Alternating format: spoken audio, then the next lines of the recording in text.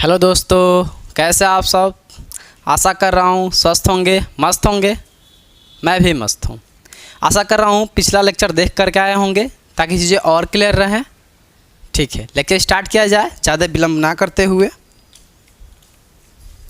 तो आपको स्क्रीन पे अगला क्वेश्चन दिख गया होगा।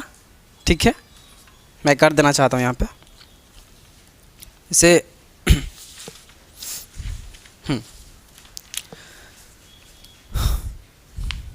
बोला जा रहा है, मैं एक बार पढ़ दे रहा हूँ।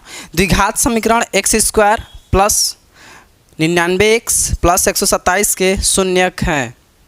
एक बार ऑप्शन पढ़ दे रहा हूँ। दोनों धनात्मक हैं क्या? दोनों ऋणात्मक।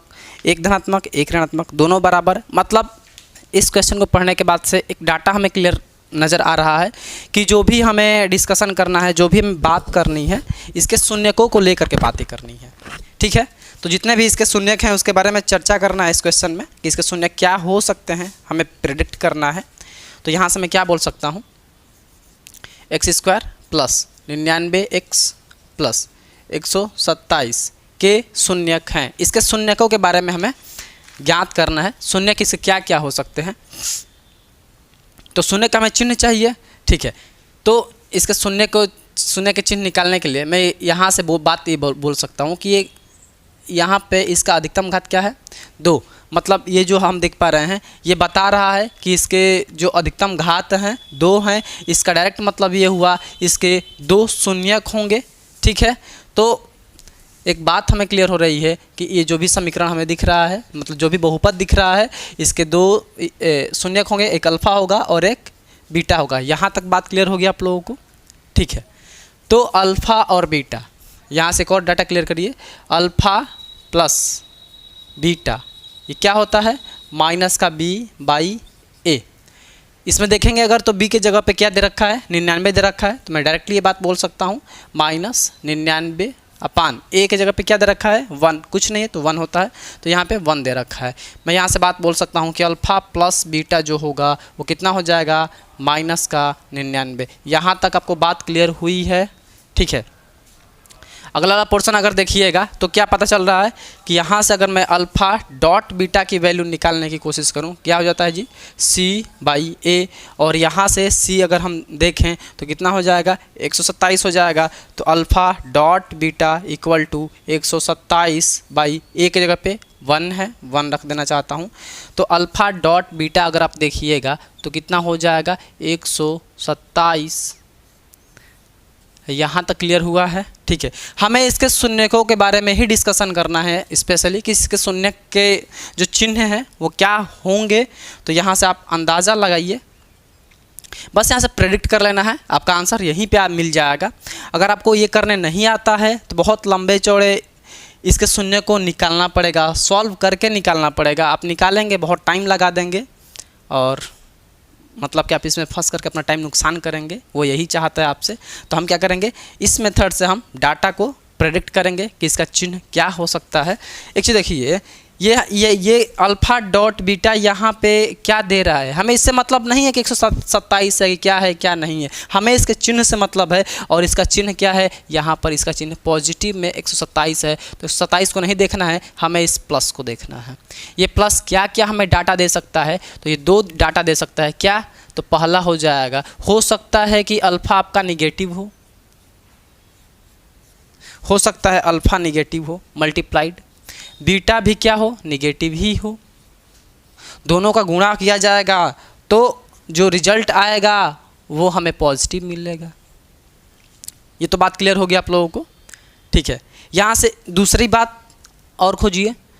दूसरा भी तो हो सकता है कि भैया पॉजिटिव में अगर हम पॉजिटिव से गुणा कर देते हैं तब भी तो उतना आ जाएगा पॉजिटिव।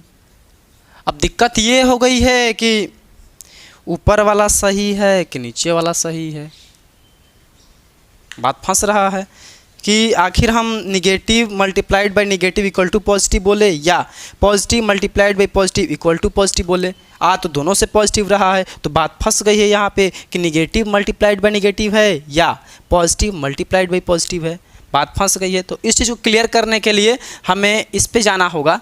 ये क्या बता रहे हैं कि दोनों को जोड़ देने पर निगेटिव ओवरऑल आ जाता है, मतलब कि अल्फ़ा को और बीटा को दोनों को जोड़ूंगा तो निगेटिव आ जाता है। यहाँ से भी दो डाटा सोच सकते हैं। पहला, क्या निगेटिव में अगर हम निगेटिव ऐड कर दें, जोड़ दें, ओवरऑल निगेटिव आ जाएगा क्या? यहाँ से आपको बात क्लियर हो रही है, ठीक है। दूसरा भी सोचिए, ये भी हो सकता है कि जो आपका, हाँ इसी केस पे आ जाइए कि पॉजिटिव प्लस पॉजिटिव करिएगा तब तो पॉजिटिव ही आएगा, निगेटिव का तो सवाल ही पैदा नहीं होता है। तो यहाँ से मैं क्या बोल सकता हूँ कि पॉजिटिव में पॉजिटिव से गुणा तो कर देंगे तो ठीक है, यहाँ तो फिट बैठ जा रहा है, लेकिन पॉजिटिव में पॉजिटिव जोड़ देंगे तो पॉजिटिव आ जाता है। ये बात यहाँ फिट नहीं हो पा रही है, मतलब कि ये यहाँ पे कहना मुमकिन सा नहीं दिख रहा कि पॉजिटिव में आप पॉजिटिव से गुणा कर देंगे तो ठीक है पॉजिटिव आ जाता है, यहाँ पे गुणा करने पर आ जाता है, लेकिन पॉजिटिव में पॉजिटिव को जोड़ेंगे तो ये निगेटिव नहीं आएगा, पॉजिटिव ही आ जाएगा। तो ये वाला खारिज हुआ, यहाँ से कट जाएगा, मतलब पॉजिटिव वाला जो है वो कट जाएगा।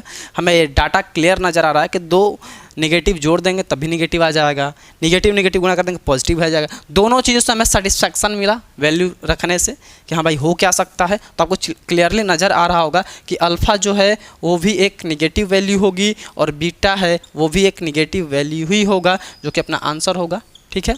ऑप्शन चेक किया जाए, ऑप्शन क्या बोला जा रहा है?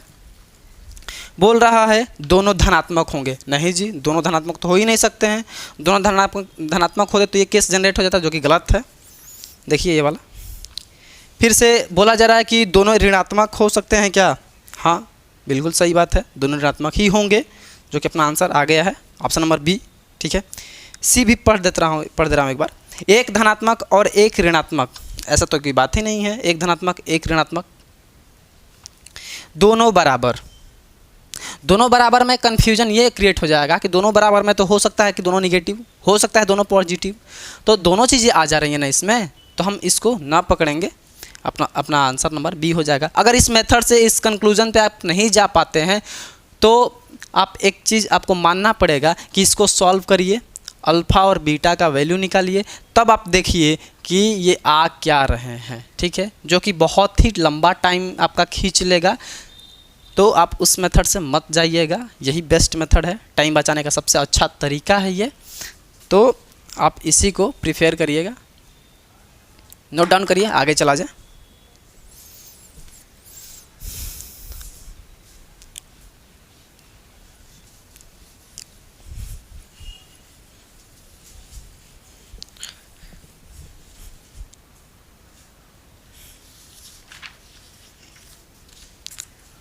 आपको स्क्रीन पे अगला क्वेश्चन दिख गया होगा, ठीक है। क्वेश्चन नंबर 8 क्या बोला जा रहा है?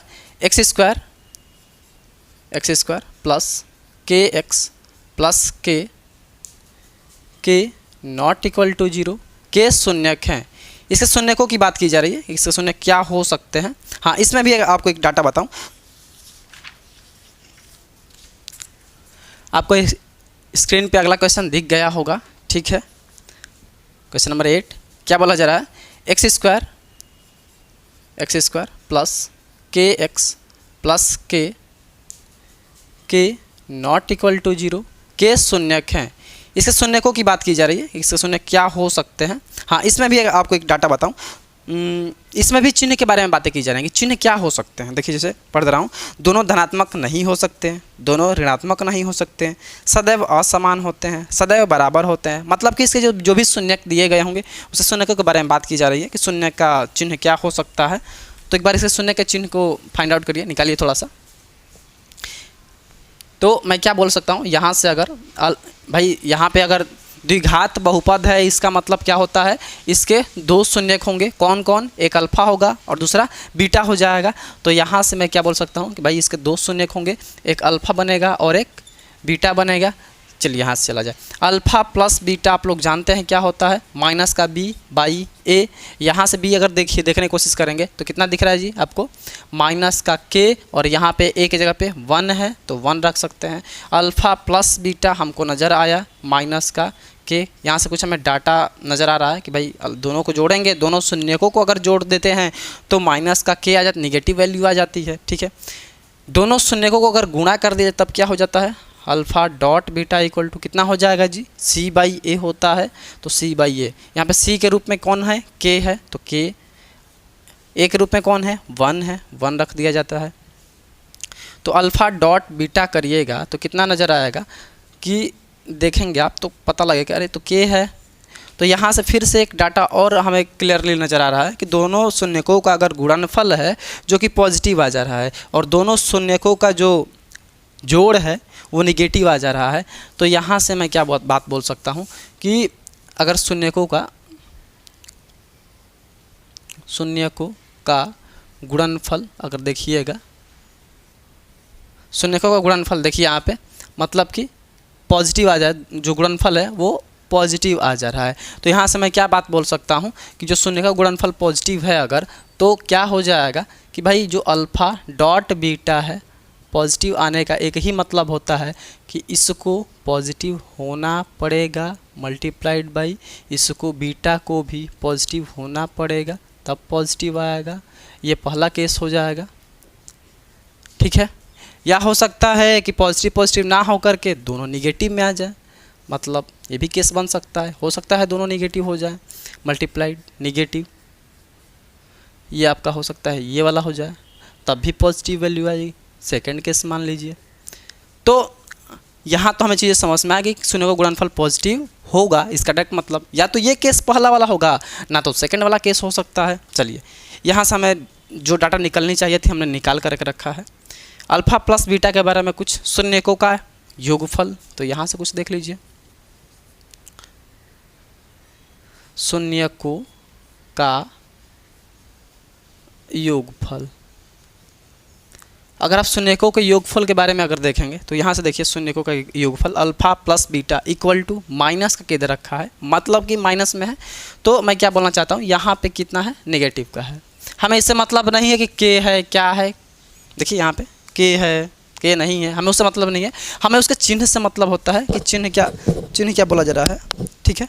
तो यहाँ पे अगर मैं कहूँ कि अल्फ़ा योगफल है ना, alpha plus beta equal to minus का के, ठीक है, मतलब कि के ना लिख करके मैं डायरेक्ट निगेटिव लिख रहा हूँ, भी इससे कंफ्यूज मत होइएगा, निगेटिव बोला जा रहा है। हाँ, यहाँ से अगर मैं देखने की कोशिश करूँ तो इसको आप क्या बोल सकते हैं जी, कि अगर यहाँ पे अगर पॉजिटिव पकड़ लेते हैं, पॉजिटिव प्लस वो फिट करिए, ये भी पॉजिटिव करिएगा, आप देखेंगे पॉजिटिव पॉजिटिव जोड़ेंगे तो हमेशा वैल्यू पॉजिटिव ही आएगी। जो कि पहला वाला लिए थे उसी पहला को यहाँ पे मैं पकड़ रहा था, लेकिन अगर आप देखिए पॉजिटिव पॉजिटिव को जोड़ेंगे तो वैल्यू पॉजिटिव ही आएगी। और ये डाटा कह रहा है कि हमें निगेटिव चाहिए, हम तो निगेटिव दे रहे हैं, इसका डायरेक्ट मतलब ये तो हट जाएगा। खुद अपने से दिमाग से सोच सकते हैं, ये बात हो सकता है निगेटिव में निगेटिव ऐड करेंगे तो निगेटिव ही आए, निगेटिव। ये वही वाला केस है जो मैं लिया था, निगेटिव गुणा हो रहा था, यहाँ बस जोड़ दिया जा रहा है तो क्या हो जाएगा, निगेटिव ही एट लास्ट आएगा। तो यहाँ से हम क्या बात बोल सकते हैं कि भाई ये हो सकता है क्या। चलिए थोड़ा ऑप्शन देख लीजिए, ऑप्शन में क्या बोला जा रहा है कि दोनों धनात्मक नहीं हो सकते, दोनों धनात्मक नहीं हो सकते हैं। ठीक है भाई, दोनों धनात्मक नहीं हो सकते, अच्छी बात है, दोनों तो है भी नहीं, दोनों तो ऋणात्मक दिख रहे हैं मुझे।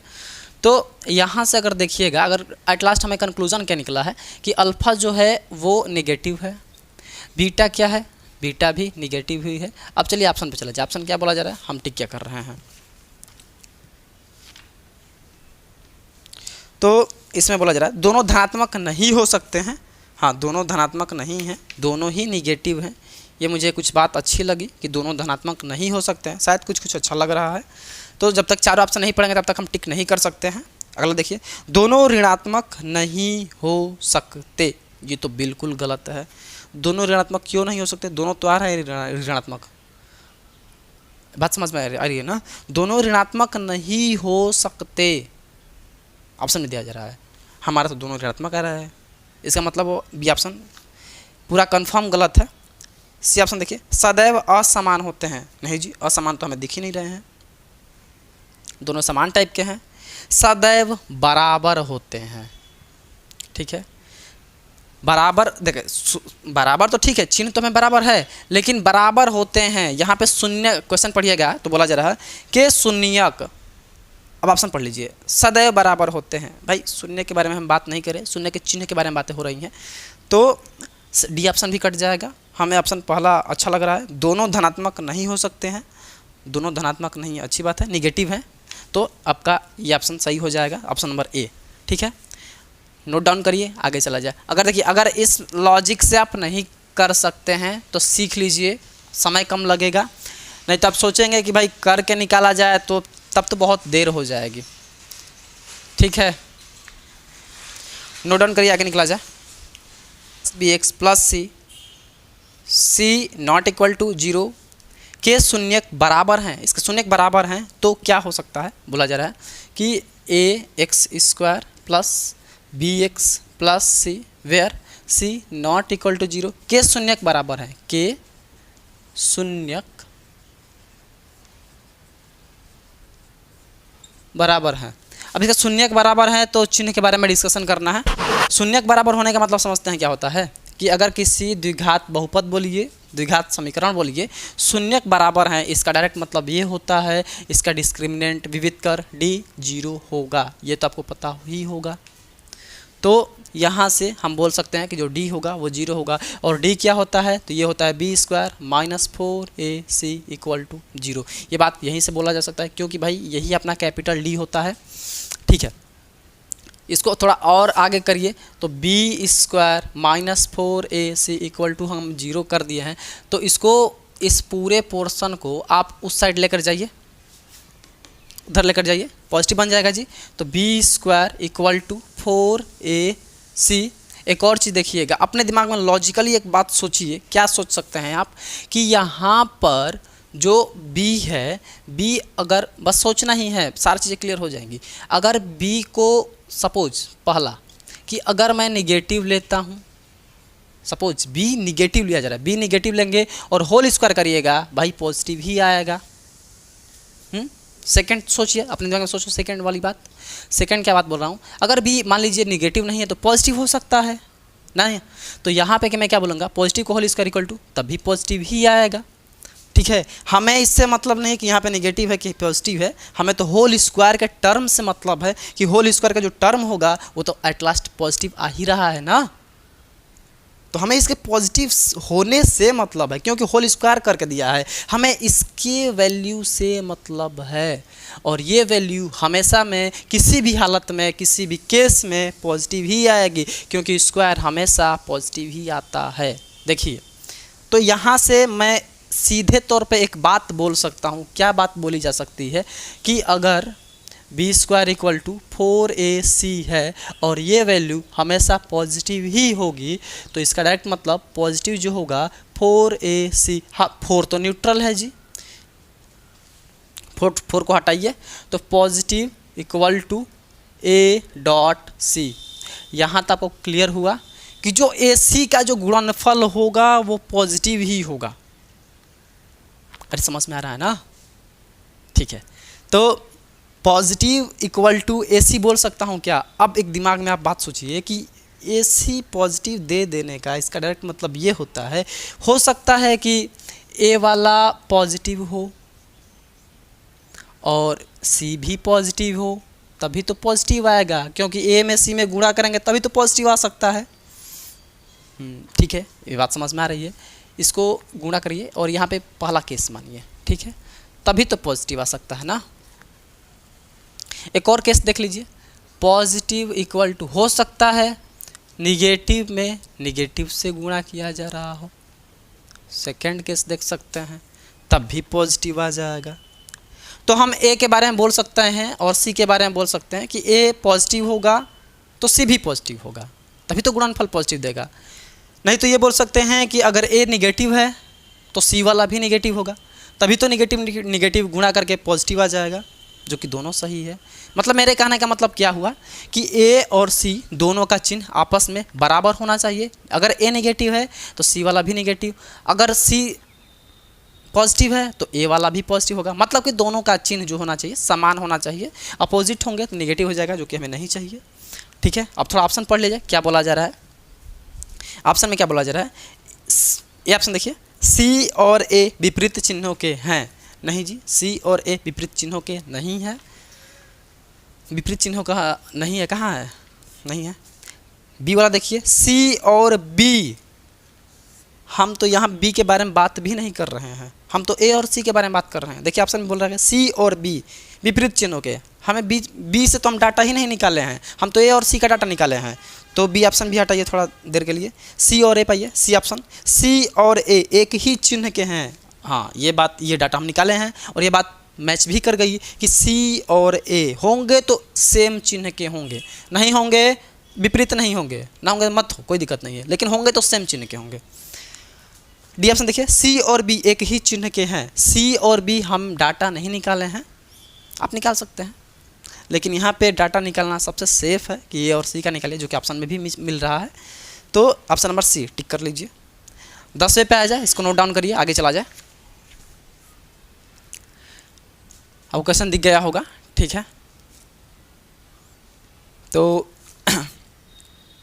बोला जा रहा है एक्स स्क्वायर, यहाँ पे मैं क्या बोल रहा हूँ, यहाँ पे है एक्स स्क्वायर प्लस ए एक्स प्लस बी के द्विघात बहुपद का एक शून्यक दूसरे शून्यक का ऋणात्मक है। एक शून्यक दूसरे शून्यक का ऋणात्मक है, मतलब कि मैं क्या बोलना चाहता हूँ, यहाँ पे कितने हैं, द्विघात बहुपद है, मतलब दो शून्यक होंगे, और दो शून्यक होंगे तो कौन कौन होंगे दो शून्यक, तो एक हो जाएगा अल्फा और एक हो जाएगा बीटा, दोनों शून्यक हैं। और फिर से ये क्वेश्चन में दिया गया है एक शून्यक दूसरे शून्यक का ऋणात्मक है, मतलब कि न्यूमेरिकली वैल्यू तो सेम होगी, लेकिन जो चिन्ह होगा वो अलग अलग है, मतलब कि अपोजिट है। मतलब मैं बोल सकता हूँ कि अल्फा जो है वो माइनस बीटा के बराबर है। ये दोनों विपरीत चिन्ह के हैं, अल्फा बीटा तो बराबर है, कोई दिक्कत नहीं, लेकिन चिन्ह इसका विपरीत है, ठीक है। यहाँ तक बात क्लियर हुई है। फिर से इसके चिन्ह के बारे में डिस्कशन करना है हमको, ठीक है। तो चिन्ह के बारे में अगर देख लिया जाए तो कितना हो जाएगा, यहाँ से सोचिए थोड़ा सा कि भाई अगर यहाँ से अगर किया जाए तो अल्फा, पहले इस यहाँ से देखो क्या होता है कि एक्स स्क्वायर प्लस बोल रहा हूँ माइनस अल्फ़ा प्लस बीटा, यहाँ पे हो जाएगा x plus alpha dot beta, यही होता है। सभी के आगे कांस्टेंट लगा लीजिए, या सभी को गुणा करेंगे तो या इसके आगे लीडिंग कोफिशिएंट के तौर पे भी के लगा सकते हैं, ठीक है। तो मैं पहले ही ले लिया हूँ, कोई दिक्कत, ताकि झंझट ना हो, ठीक है। पुट करिए इसको, के यहाँ पे हो जाएगा एक्स स्क्वायर माइनस अल्फ़ा और बीटा रखिए, अल्फ़ा के जगह पे माइनस बीटा रखूँ क्या, अल्फ़ा के जगह पे माइनस बीटा रखूँ क्या, तो माइनस का बीटा, अल्फ़ा के जगह पे मैं माइनस का बीटा रख दिया हूँ, प्लस बीटा है तो बीटा रख दीजिए, कोई दिक्कत नहीं है, एक्स प्लस अल्फ़ा के जगह पे मुझे क्या रखना है, माइनस का बीटा, तो माइनस का बीटा रखा हूँ मल्टीप्लाइड बाई बीटा, ठीक है। यहाँ तक तो क्लियर होगा आप लोगों को, ठीक है। आप लोग बहुत अच्छे तरीके से जानते हैं कि प्लस माइनस के साथ क्या किया जाता है अगर वैल्यू सेम हो तो कितना हो जाएगा एक्स स्क्वायर और माइनस, ये देखिए जीरो हो गया है और जीरो में एक्स से गुणा करेंगे जीरो हो जाएगा, कंप्लीट, ये कम्प्लीटली जीरो कंप्लीट खत्म हो जाएगा। ये कितना हो जाएगा, प्लस माइनस माइनस माइनस, देख लीजिए यहाँ पे, देखिए ये खत्म हो गया, माइनस चिन्ह भी गया इसके साथ गया, प्लस माइनस कितना हो जाएगा, माइनस हो जाएगा, और यहाँ पे कितना है बीटा स्क्वायर। यहाँ तक बात समझ में आ रही है आपको, ये लीडिंग कोफिशिएंट है के एक्स स्क्वायर, हमें के तो यहाँ पे अगर मैं देखने की कोशिश करूँ, इसको हटाओ तो x square minus beta square, ये आपको समझ में आ रहा है क्या, ये तो समझ में आ रहा है ना, ठीक है। आगे थोड़ा सा देख लीजिए इसमें क्या है, ऑप्शन अगर पढ़ा जाए, इसमें कोई रैखिक पद नहीं होता है, अचर पद ऋणात्मक होता है। बी ऑप्शन, इसमें कोई, ये रैखिक पद अचर पद क्या होते हैं जी, ये थोड़ा मैं क्लियर कर दूँ आप लोगों को। देखिए अगर मैं आपसे यहाँ से अगर कुछ बताने की कोशिश करूँ, जैसे सपोज एग्जांपल के तौर पर बता रहा हूँ, जैसे a x square plus b x plus c type का है, तो इसमें ये वाले जो पद होते हैं, मतलब जिसमें एक्स नहीं होता है, जिसमें एक्स नहीं होता है, एक्स नहीं होता है, तो इसका एक नाम है एक्स जिसमें नहीं होता है, उसको बोलते हैं अचर पद, ठीक है। जिसमें केवल सिंगल एक्स होता है, केवल सिंगल एक्स, तो इसमें सिंगल एक्स है जिसे घात एक है, तो ये जो पार्ट होता है इसको बोला जाता है रैखिक पद, ठीक है। और ये जो आप देख पा रहे हैं, ये जो पार्ट देख पा रहे हैं, इसको बोला जाता है द्विघातीय पद।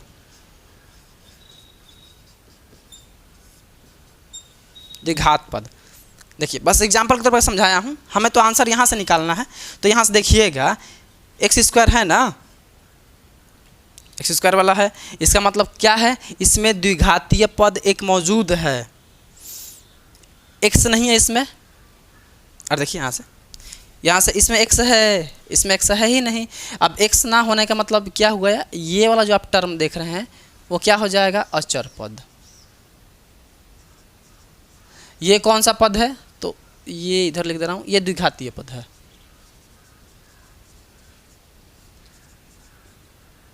ठीक है।